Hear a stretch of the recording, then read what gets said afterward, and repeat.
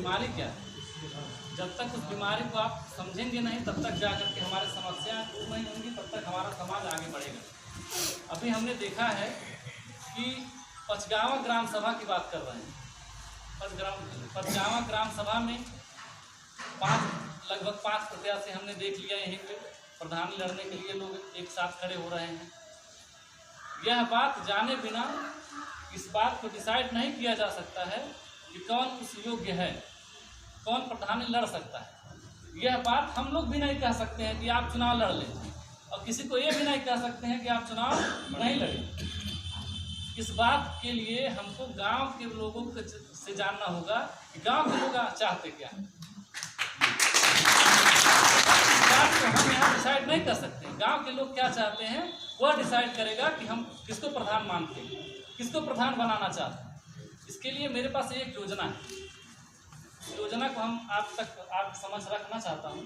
एक पंपलेट छपवाइए आप सभी लोग और वोटिंग करा लीजिए।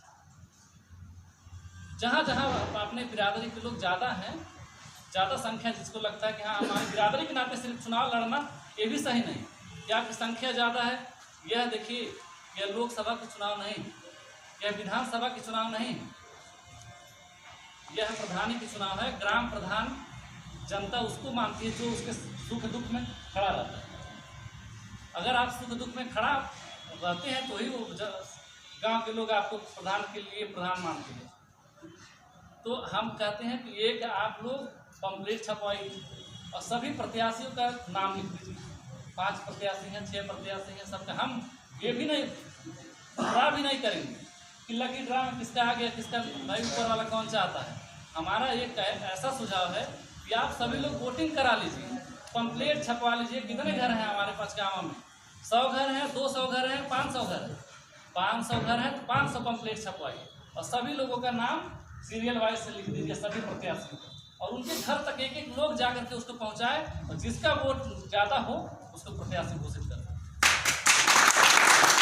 सबसे आसान तरीका, इस पर हमको लड़ने झगड़ने की जरूरत नहीं है कि ग्राम प्रधान और ग्राम प्रधान चुनाव से आप अपनी संख्या बल को देश के अंदर नहीं दिखा सकते।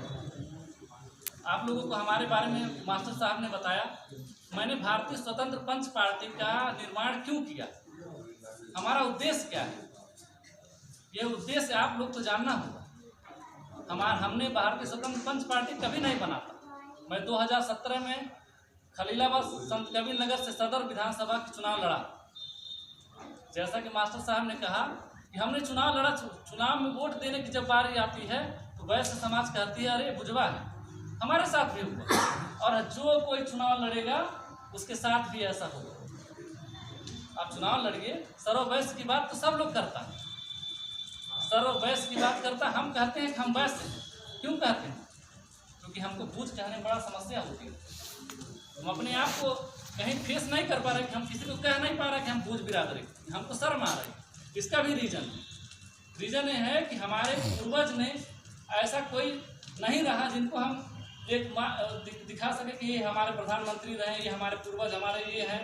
पूर्वजों के बारे में पता ही नहीं। तो ये समस्याएं हैं जिसकी वजह से हम लोग जो है जंगली संसाधनों पे पले बड़े बूझे, ठीक है। तो ये सब सारे लोगों के लिए हम लोग अपने आप को ही हे दृष्टि से देखना शुरू कर दिए। हम लोग अपने आप को ही नीचा समझते हैं, हमको दूसरा कोई नीचा नहीं समझता है, हम अपने आप को ही नीचा समझते हैं। इसीलिए हम लोग आज पीछे हैं।